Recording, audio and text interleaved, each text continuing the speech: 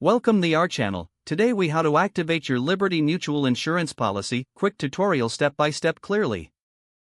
To activate your Liberty Mutual insurance policy, begin by visiting the Liberty Mutual website.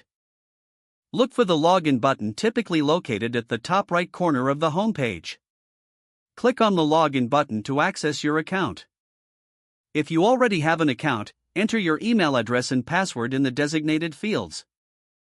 If you do not have an account yet, click on the Sign Up option to create one.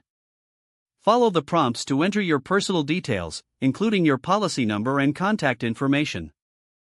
Once your account is created, return to the login page and input your email and password. After logging in, navigate to the Policies section of your account dashboard. Locate your newly issued policy and click on it to access detailed information. Read through your policy information to ensure all details are correct. To activate your policy, look for the Activate button or link. Click on the Activate button to begin the activation process. You may be prompted to review your payment information. Make sure your payment method is up to date and confirm any payment details. If prompted, accept the terms and conditions required for activation.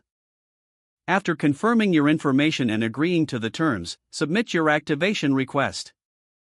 You will receive a confirmation message once your policy is activated. If you encounter any issues, consider contacting Liberty Mutual's customer service for assistance. With your policy activated, you can now access all available services and benefits. If the page does not load, refresh the browser or try again in a private or incognito window.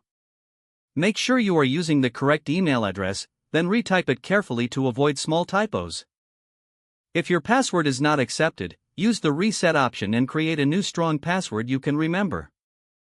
Check your spam folder for verification or security emails, then complete any requested confirmation steps. Enable two-factor authentication if available to improve account security and reduce unauthorized access risk.